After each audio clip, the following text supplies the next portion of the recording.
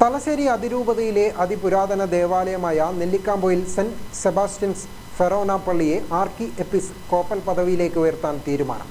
ഔദ്യോഗിക പ്രഖ്യാപനം 26-ന് 10:30 നെല്ലിക്കാമ്പൊയിൽ പള്ളിയിൽ Thalassery arch bishop Mar Joseph Pamplany നിർവഹിക്കും.